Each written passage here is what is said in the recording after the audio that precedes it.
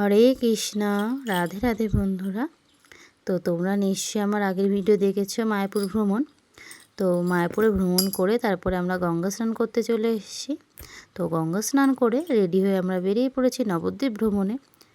আমরা স্টিমারে উঠে পড়েছি। তো দেখো স্টিমারে প্রচুর লোক। তো নবদ্বীপে আমরা চলে যাব, মানে সকালে দুপুরবেলায় চলে গিয়েছিলাম নবদ্বীপে। তো এদিন কিন্তু প্রচুর গরম ছিল। আর এই যে দেখো এখানে গঙ্গা যমুনার মিলনস্থল, তোমরা নিশ্চয়ই বুঝতে পারছো যে এক পাশে ঘোলা জল আর এক পাশে পরিষ্কার জল। তো দেখো ওই পাশে আর একটা স্টিমার গেল। তো খুবই সুন্দর লাগছে গঙ্গার মধ্যে দিয়ে যেতে। তো আমরা এবার তোমাদের দেখিয়ে দেবো গঙ্গার থেকে ইস্কন মন্দিরটা দেখা যাচ্ছে। এই এই এত সুন্দর লাগে, ইস্কনটা গঙ্গা থেকে দেখা যায়।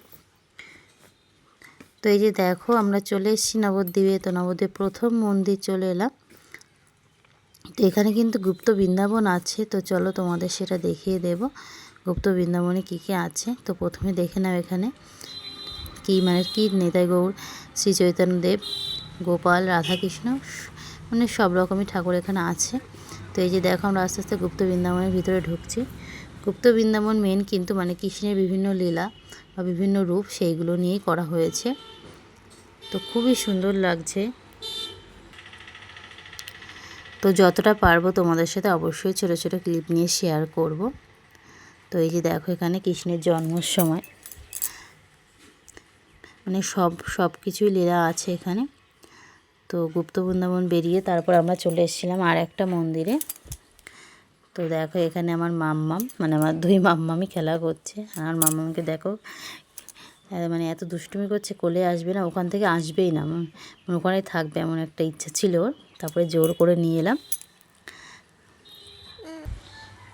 তো চলো এবার পরবর্তী মন্দিরে যাওয়া যাক। তো এই যে দেখো চলে এসি আর একটা মন্দিরে। তো এখানে কিন্তু রাধাকৃষ্ণের মূর্তি আছে।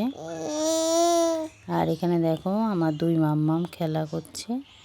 এখানে এত সুন্দর ওপরে সেই লাল লাল মতন জড়ি জড়ি কাগজ ছিল। আমার মাম্মাম তো এটা নিয়ে দেখছে আর খেলা করছে আর আনন্দ করছে।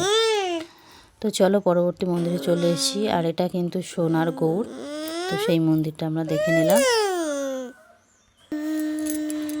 তো পরবর্তী মন্দির হলো গৌরের যেখানে পদযুগল আছে সেই মন্দির। তো আমরা কিন্তু এই পাদুকাটা স্পর্শ করেছিলাম। তো দেখো কত সুন্দর লাগছে এই মন্দিরটা।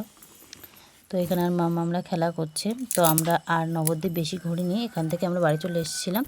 কারণ প্রচুর গরম ছিল আর মামারা অসুস্থ হয়ে পড়ছিল। তো সেই কারণে আমরা বাড়ি চলে এসেছিলাম। তো আজকের মতন এই পর্যন্তই। টাটা বন্ধুরা।